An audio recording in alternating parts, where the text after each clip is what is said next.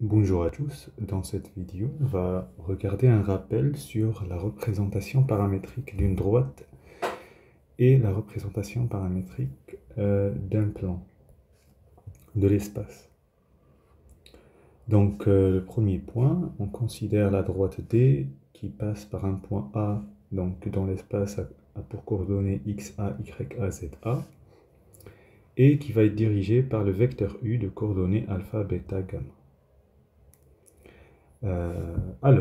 Donc on a la représentation paramétrique de t donnée sous cette forme. Donc c'est un système x égale xa plus alpha fois t, avec t un paramètre dans R. Y c'est ya plus bêta fois t. Z égale za plus gamma fois t. Alors comment comprendre ça?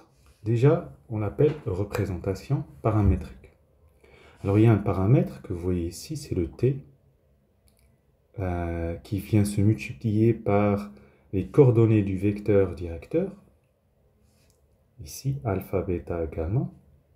Ce sont les coordonnées du vecteur directeur de la droite.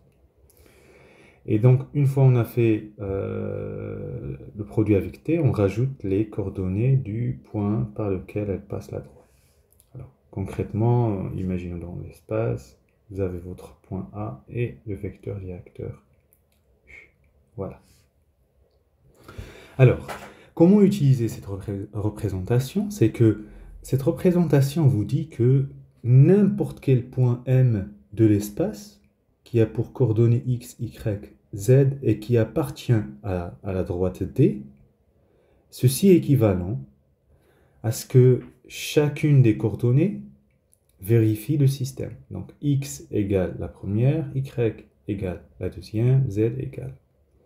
Autrement dit, si je veux trouver un point au hasard dans cette droite, sachant, je précise, je veux un point au hasard, mais différent de A.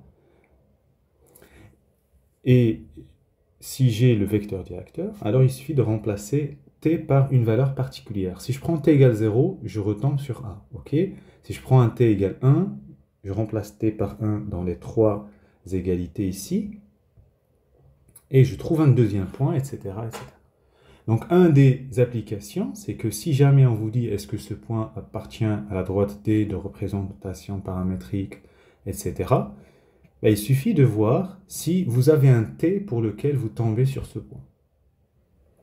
Alors, si je parle maintenant, le rappel, pour un plan, alors ce qui diffère d'une droite, c'est que, alors pour un plan, pour le définir, on aura besoin d'un point et de deux vecteurs directeurs qui ne sont pas collinaires. Donc vous avez votre plan là, P, et donc vous avez un point, on va dire P, et là, hop, vous avez le vecteur V et le vecteur W. Alors à partir de ces données, on peut définir la représentation paramétrique du plan. Encore une fois, ce qui diffère pour une droite, donc là on a le point pour lequel il passe.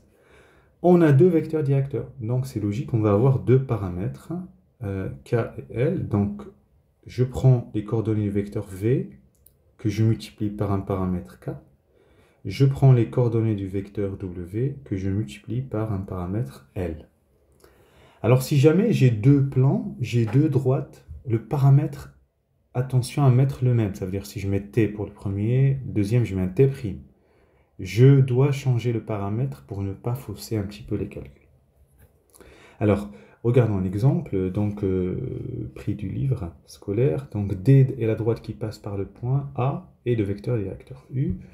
Alors, déterminer une représentation paramétrique de la droite D. Je pense que d'après les rappels d'avant, donc je mets le système X, Y, Z. Je prends les coordonnées du vecteur du point par lequel passe la droite, c'est 2, 4, 0. Et puis les coordonnées du vecteur directeur fois un paramètre. Donc j'ai t, t, t. Et là j'ai plus 1, plus 7 et j'ai moins 2 fois t. Alors, la question B, dans chaque cas, indiquer si le point appartient ou non à la droite. Regardez, donc ce point-là, C, appartient à la droite, si seulement si il existe un T dans R tel que. Alors, je remplace les coordonnées du point. Et on peut les trouver à partir du système. C'est 2 fois 1 fois t, 4 plus 7 fois t, 6 égale moins 2 fois t. Donc là, il faut juste trouver le t qui fait que ça donne ça, ou bien il n'y en a pas. Il n'y en a pas. Il faut qu'il soit le même, ok? Alors imaginons la dernière, pour trouver 6, j'ai besoin que t soit égal à moins 3. Moins 3 fois moins 2, ça fait 6.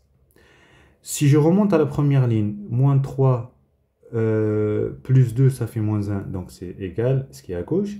La deuxième ligne, donc 7 fois moins 3, ça fait moins 21. Moins 21 plus 4. Alors, donc, on va trouver que ce n'est pas bon. Voilà. Très bien. Donc, voilà, ici, je l'ai fait à la main, ok? Mais, donc, c'est bien que je l'ai fait à la main pour que vous puissiez voir un peu ce qui se passe. Donc là, on a vu que la troisième et la première, c'est vérifié, mais c'est le deuxième qui n'est pas vérifié. Vous voyez? Et donc, on trouve une contradiction, si vous voulez. La première, ça vous donne t égale moins 3. La dernière, ça vous donne t égale 8. Alors, moins 3 est différent de 8, donc voilà. Donc, le poids n'appartient pas. Voilà, donc je vous laisse le soin de faire les deux autres exemples. Voilà, bon courage.